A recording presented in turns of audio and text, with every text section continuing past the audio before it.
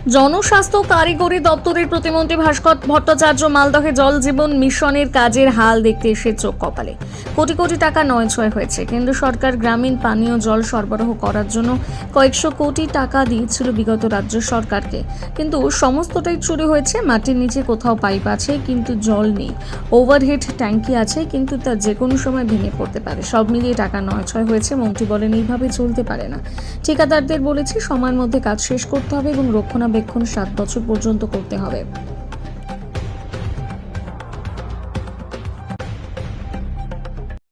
আমরা যে সবে 20 কোটি 22 কোটি আত্মীয় বাড়ি থেকে পাওয়া যাচ্ছে।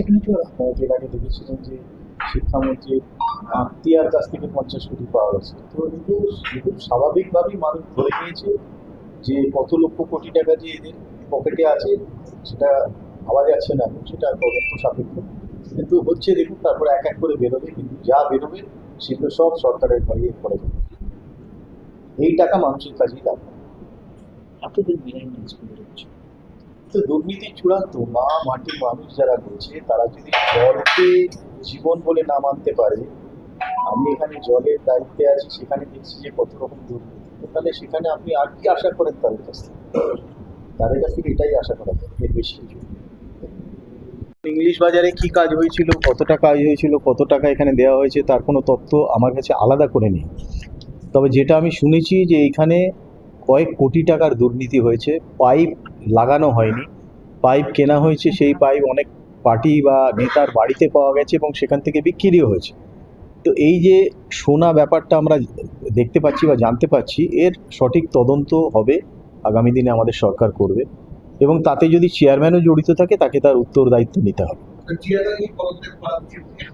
অবশ্যই উচিত, আমি মনে করি তার পদত্যাগ করে দেওয়া উচিত। সে কি দায়িত্ব নিয়ে বসে আছে? এত কিছু দুর্নীতি, এত কিছু ঘটনা, মানুষের এত ক্ষোভ, তাদের সরকারকে সরিয়ে দিয়েছে, তারপরও তারা পদ আঁকড়ে বসে আছে কেন?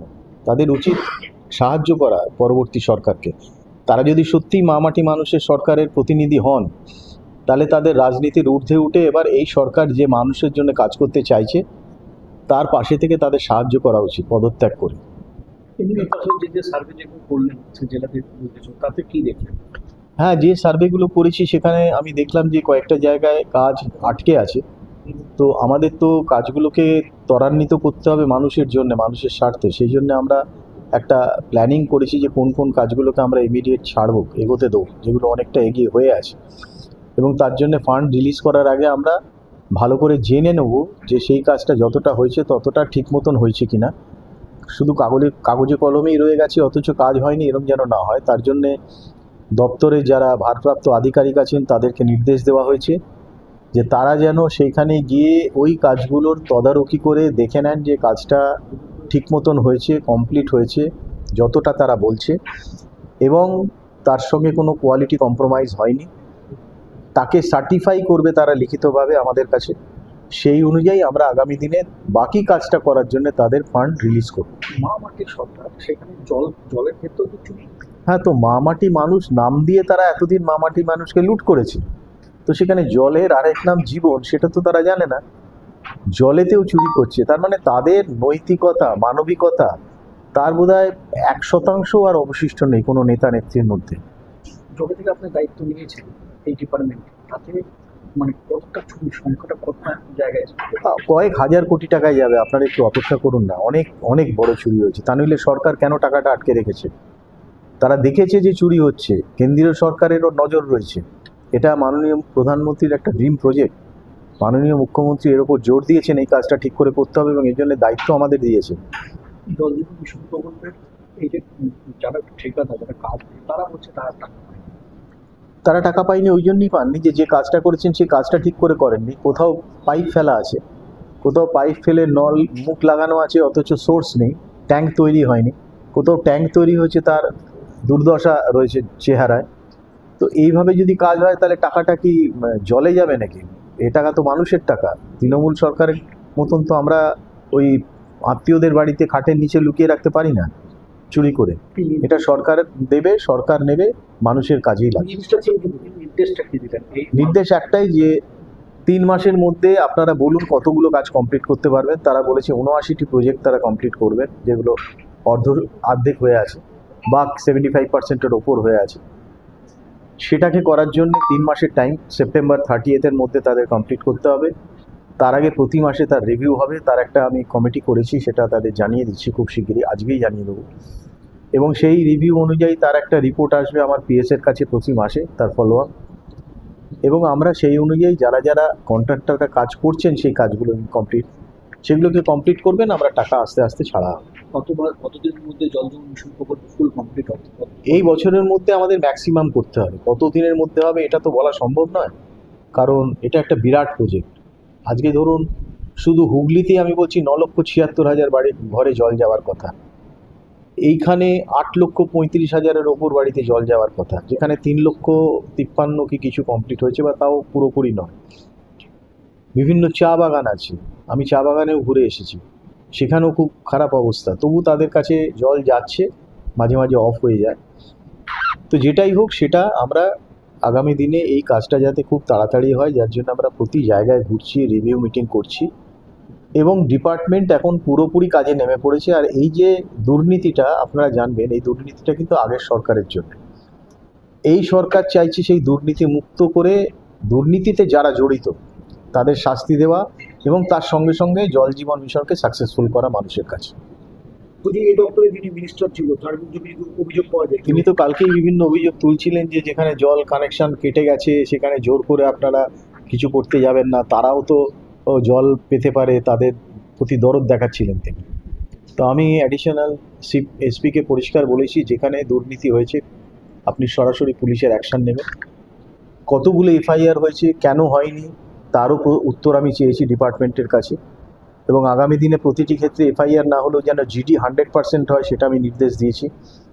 আর পুলিশকে বলা হয়েছে যে এই জিডির পরিপ্রেক্ষিতে আপনাদের যা অ্যাকশন নেওয়ার লফুলি নেবেন, কারুর কথা শুনবেন না, কোনো এমএলএর কথা শুনবেন না, আপনারা অ্যাকশন নেবেন। ঠিকাদারকে যে নির্দেশ দিয়েছেন যে যদি কোনো কেউ ড্যামেজ করে তারাই কি ঠিক করবে, সেটা নির্দেশ ঠিক নয়, আমি একটা প্রপোজাল দিয়েছি। দেখুন, একটা কাজ আপনি করে চলে এলেন, কয়েকশো কোটি টাকা নিয়ে নিলেন, সেই কাজটা কোয়ালিটির হলো না এবং পরে সেটা নষ্ট হয়ে গেল, ভেঙে গেল, আবার আপনাকে টেন্ডার দিলাম, আবার আপনি কাজ শুরু করলেন, এটা তো মানুষের টাকাকে নয়ছয় করা। তাহলে যিনি করছেন তিনি অ্যাকাউন্টেবিলিটি নেবেন না কেন, দায়িত্ব নেবেন না কেন? তাহলে তার জন্যে যিনি করছেন তাকে 7 বছরের দায়িত্ব নিতে হবে, একটা ইন্স্যুরেন্স থাকতে হবে, এবং সেই ইন্স্যুরেন্সের প্রিমিয়াম তিনি পেমেন্ট করবেন। 7 বছর বাদে মানুষ জানতে পারবে যে হ্যাঁ কোনো কিছু হয়নি, বা কোনো কিছু হলে তার রিপেয়ারিংয়ের দায়িত্ব আবার তার, সেখানে সরকার কোনো টাকা দেবে না। অসম্পূর্ণ কাজ ডিসেম্বরের মধ্যে শেষ করতে আপনি বলেছি, অসম্পূর্ণ কাজ ডিসেম্বরের মধ্যে শেষ। আগে 79টা কাজ সেপ্টেম্বরের মধ্যে করতে বলেছি, পরের টার্গেটটা আবার ডিসেম্বরে পর্যন্ত দেবো। আমি ছোট ছোট করে টার্গেট করছি, একসঙ্গে বড় টার্গেট করলে কাজগুলো হয় না। আমি বিগত 2-3 দিন ধরে আমাদের যে জনস্বাস্থ্য কারিগরি বিভাগ, পাবলিক হেলথ ইঞ্জিনিয়ার, সেই দপ্তরের মন্ত্রী হিসেবে এই জেলা এবং মুর্শিদাবাদ জেলায় ভ্রমণ করছি, এবং এখানে রিভিউ মিটিং করছি। ডিস্ট্রিক্ট ম্যাজিস্ট্রেট এবং অন্যান্য ইঞ্জিনিয়ার যারা আছেন, all stakeholders, MLA MP যারা আছেন, প্রত্যেকের সঙ্গে। তো সেই ব্যাপারে আমি কিছু এখানে দেখলাম, কিছু আলোচনা হলো, এবং আমাদের সরকার যে কাজে এগিয়ে যেতে চাইছে মানুষের জন্যে, মানুষকে সঙ্গে নিয়ে, সেই কাজের কতটা অগ্রগতি হয়েছে বিগত সরকারের আমলে, আর আমরা কি করতে চলেছি বা কি চাইছি, সেই ব্যাপারে জানানোর জন্যে আজকে আপনাদের সামনে আমি এই প্রেস মিট করছি। প্রথমে মুর্শিদাবাদে আমি গেছি, মুর্শিদাবাদে মিট করে আমি ওখানে তো জানিয়ে এসেছি। মালদায় গতকাল আমাদের মিটিং হয়েছে, ডিএম ছিলেন, এডিএম ছিলেন, আরও অন্যান্য ইঞ্জিনিয়ার যারা সুপারিনটেন্ডেন্ট ইঞ্জিনিয়ার, আমাদের সমস্ত এমএলএরা, প্রত্যেকের সামনে যে আলোচনাটা হয়েছে তার থেকে একটা জিনিস উঠে এসেছে যে বিগত সরকার আমাদের এই জল জীবন মিশন, যেটা আমাদের মাননীয় প্রধানমন্ত্রীর ড্রিম প্রজেক্ট, স্বপ্নের প্রজেক্ট, এবং বর্তমানে আমার মুখ্যমন্ত্রী পশ্চিমবঙ্গ সরকারের মাননীয় শুভেন্দু অধিকারীজির এবং স্বপ্নের প্রজেক্ট, যেটাকে আগামী দিনে কমপ্লিট করার লক্ষ্যে আমরা এগিয়ে যাচ্ছি, সেটার সব থেকে খারাপ অবস্থা, সেটা আমরা কেন্দ্রীয় সরকারে বা কেন্দ্রীয় দপ্তরের যে তথ্য তার থেকে জানতে পারব। সারা ভারতবর্ষের যা চিত্র তার থেকে অনেক নিচে আমরা আছি, সব থেকে খারাপ, ওয়ার্স্ট পজিশন ওয়েস্ট বেঙ্গল। তার কারণ হচ্ছে সরকারের টাকা আসার পরেও সেই টাকা ব্যবহার হয়নি, সেই টাকা চুরি হয়েছে। 2011-র পর থেকে বিভিন্ন জায়গায়, বিশেষ করে আপনাদের এই মালদায় আমি বলছি, এটা তো এখানে দুটো কাজই হয়। একটা হচ্ছে সারফেস ওয়াটারে যেটা হয়, গঙ্গার জল বা অন্যান্য থেকে আমাদের পানীয় জল ফিল্ট্রেশন করে ট্রিটমেন্ট করে দেওয়া, আর একটা হচ্ছে মাটির নিচ থেকে জল তুলে দেওয়া, যেটা ম্যাক্সিমাম জায়গায় হচ্ছে। আর্সেনিক প্রবণ এরিয়া হওয়ার ফলে এখানেই আর্সেনিকের জল যাতে সেটাকে আর্সেনিক ট্রিটমেন্ট করে দেওয়া হয়, তার জন্য অনেক টাকা সরকার দিয়েছিল আগে, কোনো কিছু কাজ হয়নি। পাইপ কেনা হয়েছে, পাইপ লাগানো হয়নি, পাইপ লাগানো হয়েছে তো জল যাচ্ছে না, পাইপ লাগিয়ে জলের কল লাগানো হয়ে গেছে তো সোর্স যেটা আছে সেটা নেই। তো বিভিন্নভাবে আমরা দেখছি যে সরকারি টাকা অপচয় হয়েছে। মানে যেখানে ধরুন 40-42 কোটি টাকার একটা প্রজেক্ট, সেটা পরবর্তীকালে 100 কোটি 150 কোটিতে গিয়ে দাঁড়িয়েছে, কিন্তু সেই কাজ আজ পর্যন্ত মানুষ দেখতে পায়নি, মানুষের ঘরে জল পৌঁছয়নি। তো ফলে হচ্ছে কি যে এই টাকাগুলো কোথায় গেল সেই নিয়ে সরকারের তদন্ত করার দরকার। আমাদের টাকাটা তো, সরকারের টাকাটা তো মানুষের টাকা, সাধারণ মানুষের টাকা। সুতরাং সাধারণ মানুষের টাকা দিয়ে যদি তাদের কাজ করতে হয়, সেটা যাতে ঠিকভাবে হয় সেটা দেখার কাজ এই বর্তমান সরকার দায়িত্ব নিয়েছে। আর যে দায় আমরা নিয়েছি পূর্ববর্তী সরকারের, এই চুরির দায়, যে চুরি হওয়ার ফলে যে মানুষের ভোগান্তি, সেটাকেও সাইমালটেনিয়াসলি আমাদের ঠিক করতে হবে এবং তার জন্য তদন্ত হবে, তদন্ত চলবে এবং সেই তদন্তে যারা যারা দোষী সাব্যস্ত হবে প্রত্যেকের শাস্তি হবে, সে যেই হোক। আপনাদের এখানে যিনি এমএলএ ছিলেন বা সেই সময় এই দপ্তর সামলেছেন, তিনিও জানেন কিভাবে কি হয়েছে। এখানকার যিনি চেয়ারম্যান ছিলেন তিনিও জানেন কিভাবে কি হয়েছে। আমরা তদন্ত না হওয়া পর্যন্ত অন্তত আমি এই ব্যাপারে মুখ খুলতে রাজি না কারোর বিরুদ্ধে। কিন্তু যারা দায়িত্বে ছিলেন তারা ডেফিনেটলি দায়িত্ব পালন করেননি বলেই এত বড় দুর্নীতি, এত বড় ঘটনা ঘটেছে।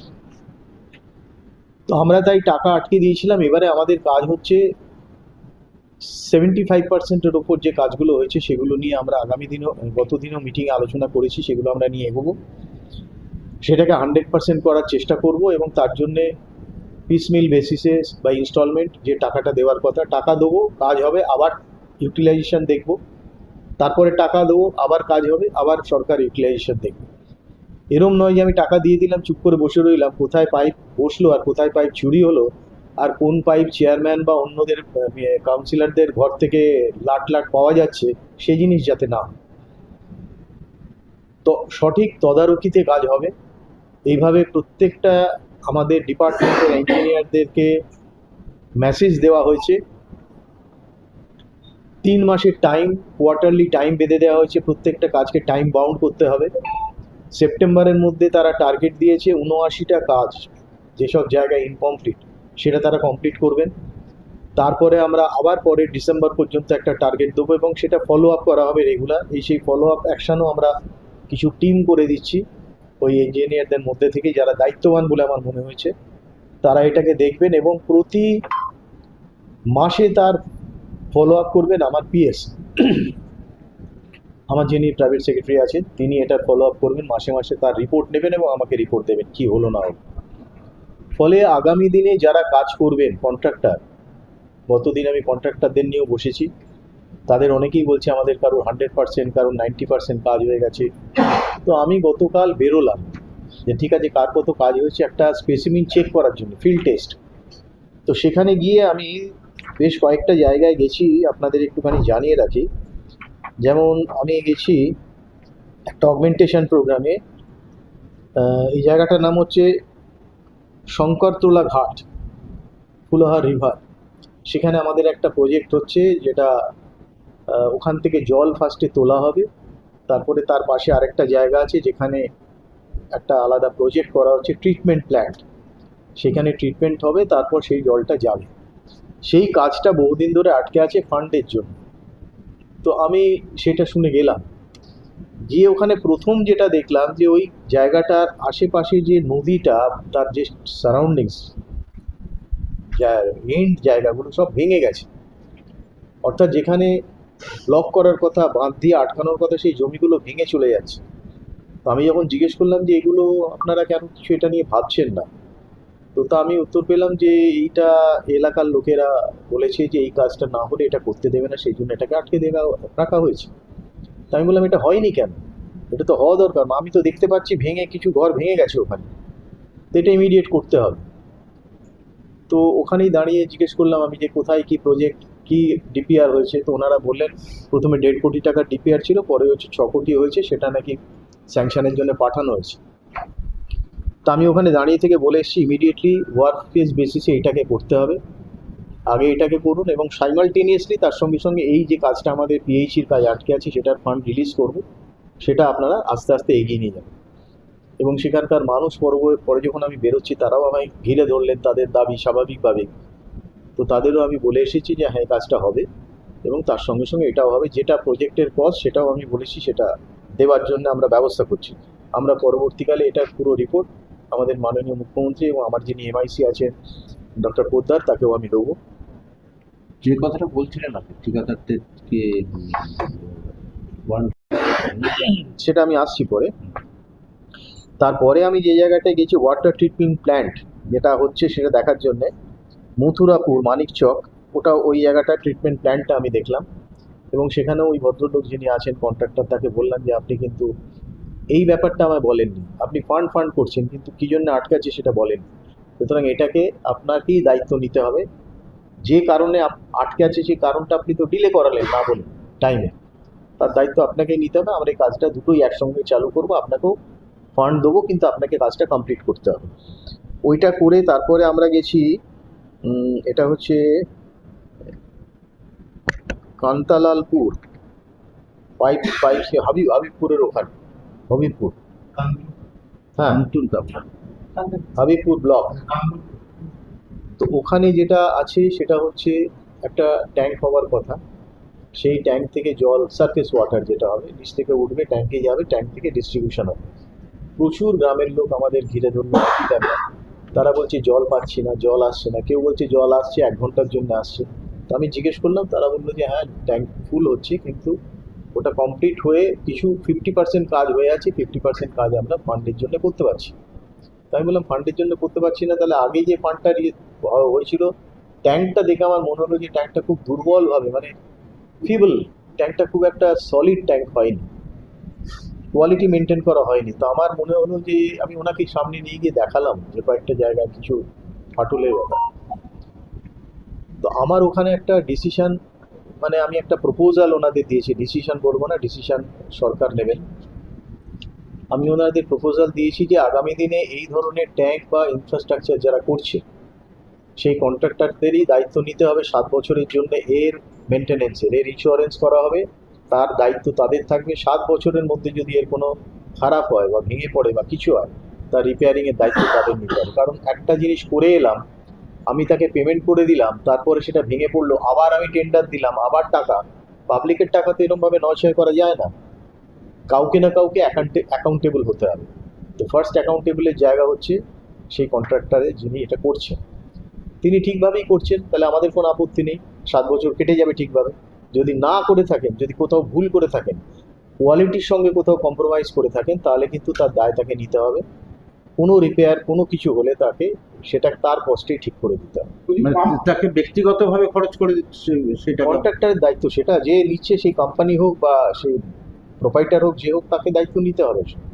50 কোটি 100 কোটির কাজ হচ্ছে, তো সেখানে একটা দায়িত্ব না নিলে কী করে হবে? আমি তো ওই ট্যাঙ্কটা দেখেই মনে হলো যে ট্যাঙ্কটা ঠিক মতন হয়নি, যতটা যে কোয়ালিটির হওয়া উচিত সেটা হয়নি। মানে সেই টেন্ডার যদি কেউ নেয় তাকে এই শর্তে তাহলে তাকে হওয়া উচিত বলে আমি মনে করছি, এবং সেটার প্রপোজাল আমি দিয়েছি, এবং সেই প্রপোজালটা আমি আমার উচ্চতর কর্তৃপক্ষকেও জানাবো, তারা যেভাবে এটা ডিসিশন নেবেন। কিন্তু এটা আমার মনে হয় এটা হওয়া দরকার আছে বর্তমান পরিপ্রেক্ষিতে, একটা অ্যাকাউন্টেবিলিটির জায়গা তৈরি করা খুব প্রয়োজন।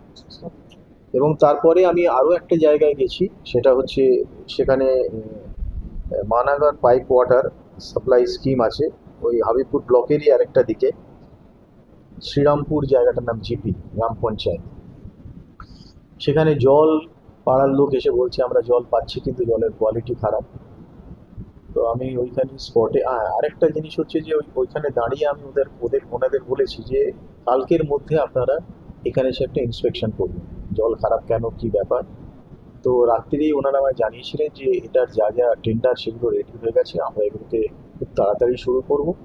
এবং আমি আজকে যা রিপোর্ট পেলাম যে আমাদের ডিপার্টমেন্ট থেকে ওখানে লোক গেছে, তারা ইন্সপেকশন করেছে এবং দেখছে ওটাকে কিভাবে তাড়াতাড়ি করা যায়।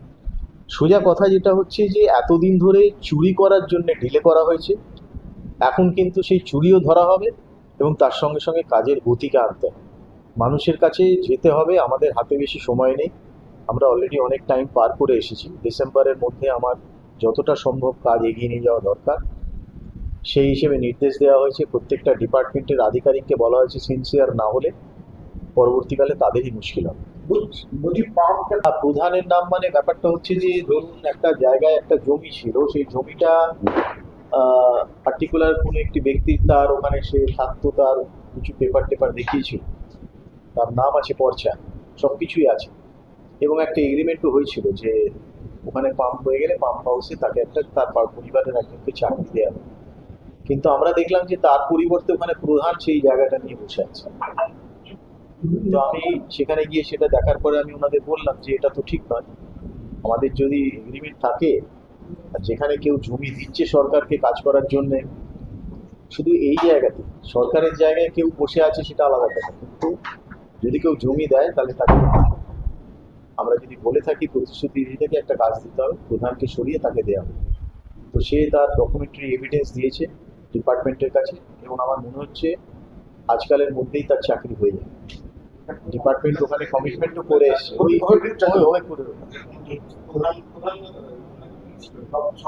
আমি অত ডিটেলস জিজ্ঞেস করিনি কারণ ব্যক্তিগত ব্যাপারটাতে আমি ইন্টারেস্টেড নই। এরকম তো আমার কাজ হচ্ছে যে যেখানে ঘটনা ঘটছে যদি অন্যায় হয়ে থাকে সেই অন্যায়টার বিরুদ্ধে গিয়ে সঠিক জায়গাটাকে দেখিয়ে দেবে। যদি রাজ্যের বিভিন্ন এলাকায় তো এই ধরনের অভিযোগ থাকতে পারে, মানে একই ধরনের যদি কোথাও কোনো অভিযোগ এরকম থাকে বা যদি কোনো অভিযোগকে দেখা যায় তার সারবত্তা আছে যে হ্যাঁ সরকারকে দিয়েছে তার ব্যক্তিগত জায়গা, এটা মাথায় রাখতে হবে। ব্যক্তিগত জায়গা আমি সরকারকে দিচ্ছি, সরকার এগ্রিমেন্ট করেছে যে হ্যাঁ আমাকে একটা জায়গা দেওয়ার জন্য একটা কোনো কাজ দেবে, ওখানে সে পাম্প করা হলে পাম্পের কাজ বা যে কোনো কাজ, তাহলে সরকার সেটা সে ব্যাপারে দৃষ্টিপাত করবে এবং তাকে চাকরির ব্যবস্থা করবে। আমরা তো কর্মসংস্থানের দিকেই নজর দিয়েছি, আমরা তো পরিযায়ী শ্রমিকদেরও এখান থেকে নিয়ে আসার চেষ্টা করছি। তো সুতরাং এই সরকার তো মানবিক সরকার, এই সরকার ওই সরকারের মতো নয় যারা মা মাটি মানুষের কথা বলবে অথচ জল যে জীবন সেটাকে অস্বীকার করবে। মানুষের জল তারা চুরি করছে, এর থেকে খারাপ কাজ কি হতে পারে? তো আমরা সেদিকে যাবো। বিভিন্ন রাজ্যের বিভিন্ন জায়গায় যে ঠিকাদার সংস্থারা যেটা বলছে যে পিএইচি টাকাগুলো পায়নি এবং এটা নিয়ে বারবার করে অভিযোগ হচ্ছে। ইভেন কালকেও আপনি একটা মিটিংও করলেন, কিন্তু এই যে পুরোনো কাজ যেগুলো হয়ে গিয়েছিল তার পরিস্থিতি দেখার পরে কি সেগুলো দেখার পরেই আমরা ডিসিশন নিচ্ছি। যেমন যে 75% কাজ হয়ে গেছে, আমি ডাইরেকশন দিয়েছি আমাদের যিনি সুপারিনটেন্ডেন্ট ইঞ্জিনিয়ার আছেন তাকে, যে এই যে কাজগুলো চলবে এরপরে যেগুলো আমরা 79টা কাজ করব, আপনি পরিষ্কারভাবে ভেরিফিকেশন করে আমায় জানাবেন যে 70%, 75%, 80% যা বলছে সেই কাজটা হয়েছে, পারফেক্টলি হয়েছে, সব কিছু ঠিকঠাক হয়েছে, কোয়ালিটি মেনটেন করা হয়েছে বলে আপনি আমায় লিখিত দেবেন। And that will be within 7 days, not দীর্ঘদিন ফেলে রাখবেন। 7 দিনের মধ্যে আমার এই টোটাল রিপোর্ট দরকার আপনার কাছ থেকে লিখিত, তাহলে ফার্স্ট অ্যাকাউন্টেবিলিটি থাকবে। সেইগুলো এবার আমরা সরকারের সঙ্গে আলোচনা করে তার টাকা কতটা তার কস্ট হয়েছে আর কতটা বাকি আছে, সেই বাকি টাকার কতটা আমি দিলে সে কাজ শুরু করতে পারবে, সেভাবে একটা প্ল্যানিং করে দেওয়া হবে এবং কাজ শুরু হবে। এই প্রস্তাবটা আপনি যে 7 বছরের যে প্রস্তাব সেটা আপনি সরকারের সামনে রাখবেন? রাখবো না, আমি রাখবো না। কোথায়? দেখুন এক একটা জায়গায় এক এক রকম কাজ হচ্ছে, কোথাও 100% কাজ হচ্ছে তারা কাগজে কলমে করছে, কোথাও 90%, কোথাও 50%। তো এখন কাগজ দেখে যদি আমি এগোই তাহলে তো সরকারের থাকার দরকার ছিল না, দেখে এগোতে সেরকম কোনো তথ্য কালকে পারফেক্টলি আমি পাইনি। 3 লক্ষ সামথিং পেয়েছি আউট অফ 8 লাখ সামথিং, 3,56,000 এরকম একটা ছিল। না 24 কেন, তার 25 পর্যন্ত কাজ হয়েছে ওখানে, 25 থেকে টাকা বন্ধ আছে।